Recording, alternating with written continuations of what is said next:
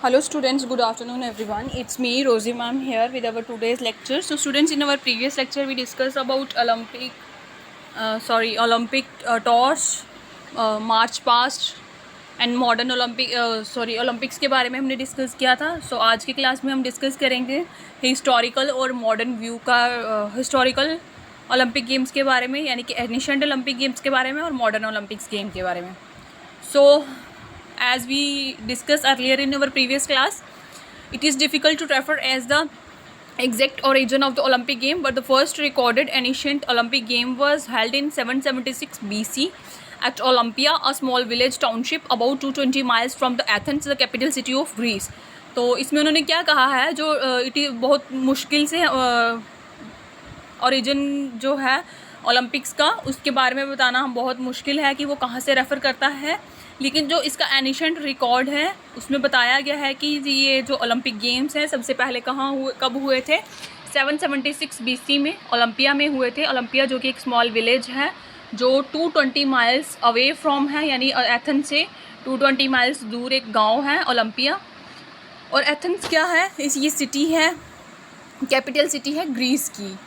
सो इन move on करेंगे second paragraph पे. In ancient time the games form part of a religious festival dedicated to the god Jesus. तो ancient time में जो Olympic games थी ये किसका पार्ट थी, एक रिलीजियस जो होता है ना आपका फेस्टिवल, रिलीजियस फेस्टिवल का पार्ट थी जो किसको डेडिकेट करते थे, गॉड जीसस को. Both the sacred ritual and the competitive events are regarded as offering to the God. तो ये क्या था, एक सेक्रेड यानी कि पवित्र रिचुअल टाइप था जिसमें कॉम्पिटिटिव इवेंट्स होते थे. और इसमें ये जो ओलंपिक गेम्स होती थी ये किसको डेडिकेट की जाती थी, ये ऑफरिंग की जाती थी गॉड को.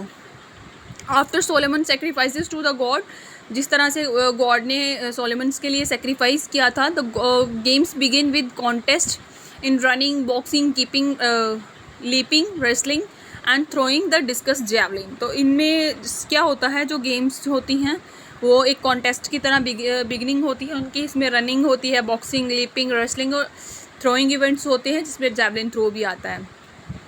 और जो एनिशियंट ओलंपिक गेम्स थी वो क्या हैं, वो from a very early age the Greek children were inspired and condition to the Olympic ideal. तो क्या था, जो अर्ली एज थी वहाँ पे उसमें क्या होता था, बिकॉज आपको पता है जो ग्रीक है वो क्या है, वहीं से ओलंपिक का आई थिंक ओरिजिन हुआ था, शायद लास्ट क्लास में मैंने आपको बताया था.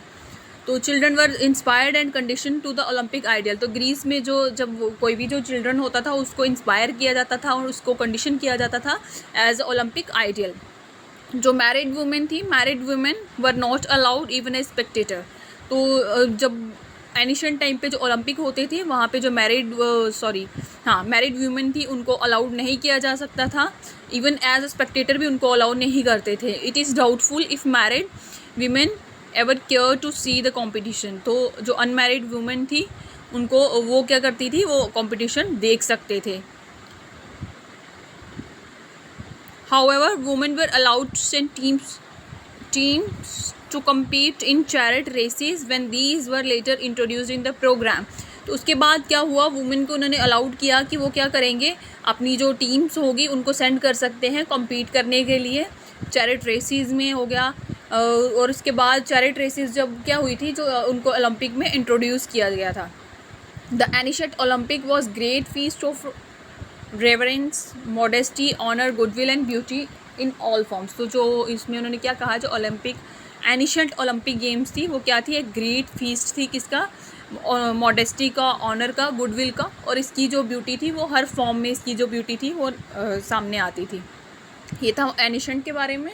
अब नाउ मूव ऑन करेंगे modern Olympic game. Modern Olympic game का जो क्रेडिट है वो किसको दिया जाता है, the entire credit of reviving the Olympic goes to the French nobleman baron Pierre de Coubertin. तो पायर डी कोबर्टिन है जिनको सारा क्रेडिट दिया जाता है ओलंपिक्स का, जो क्या है, एक फ्रेंच नोबलमैन है. Whose devotion to sports will recorded in golden letter. उनका नाम जो है वो गोल्डन लेटर्स में लिखा गया है स्पोर्ट्स की फील्ड में. With his effort the revivals of Olympic games was possible after 1500 years. उन्हीं के एफर्ट्स की वजह से जो रिवाइवल हुआ ओलंपिक गेम्स का वो क्या हुआ, पॉसिबल हो पाया था पूरे 15 साल के बाद.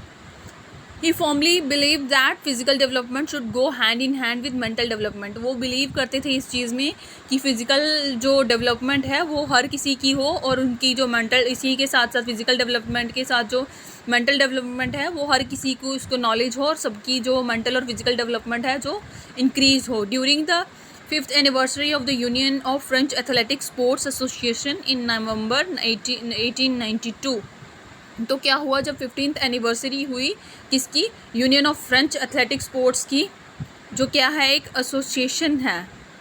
तो कब हुई थी उसकी, वो नवंबर में हुई थी 1892 में। तो तब क्या हुआ था, Baron de Coubertin announced his Olympic movement determination to restart the game on international lines with objective. तो तब उन्होंने डिटर्मिनेशन जो दी थी, रीस्टार्ट किया था गेम्स नेशनल लाइन पे। तो उसके जो कुछ ऑब्जेक्टिव्स थे वो इस तरह से थे, wide participation in games and sport, यानी कि ज़्यादा से ज़्यादा लोग जो हैं वो अपनी वाइड पार्टिसिपेशन दे सके गेम्स एंड स्पोर्ट्स में। He standard of international achievement in various physical activities and to promote international understanding. जो हाई स्टैंडर्ड होता है किसी भी इंडिविजुअल का, वो उसको गेन कर सके और इंटरनेशनल अचीवमेंट कर सके। और इसके साथ साथ क्या हो, उसकी जो फिज़िकल एक्टिविटीज़ हैं उनको भी उनका भी प्रोमोशन हो, यानी कि फ़िज़िकल एक्टिविटीज़ को भी वो प्रोमोट करे, और जो इंटरनेशनल लेवल की अंडरस्टैंडिंग है वो इनके अंदर आए। Peace and friendship through friendly competition. अगर फ्रेंडली कंपटीशन होगा तो इससे क्या होगा, शांति भी बनी रहेगी, पीस भी रहेगा। Then after that a consensus was arrived at the conclusion of International Congress in June 1894 for revival of the Olympic game। फिर उसके बाद क्या हुआ, कंक्लूजन हुआ इंटरनेशनल कांग्रेस का जो जून 1894 में, जहाँ पे ओलंपिक गेम का रिवाइवल किया गया। Baron Pierre de Coubertin was also responsible for shaping the ideas as well as framing most of the rules and rituals of the modern Olympic।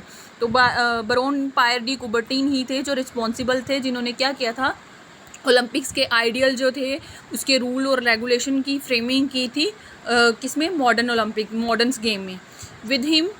Without him there could have been no Olympic today. अगर वो नहीं होते, उनके बिना कुछ भी possible नहीं था। अगर कुबर्टिन नहीं होते तो ओलंपिक, आज की जो ओलंपिक है वो पॉसिबल नहीं थी। And consequently no Olympic story. अगर वो नहीं होते तो शायद ओलंपिक जैसी कोई चीज़ ही नहीं होती, और ये स्टोरी टाइप कुछ भी नहीं होता ओलंपिक्स का। तो स्टूडेंट्स, ये था आपका आज की क्लास, ये थी आपकी आज की क्लास जिसमें हमने डिस्कस किया एनिशेंट और मॉडर्न ओलंपिक गेम्स के बारे में। इसी के साथ आपका ये वाला चैप्टर कंप्लीट होता है। नेक्स्ट क्लास में हम नया चैप्टर स्टार्ट करेंगे। Now thank you students, have a good day.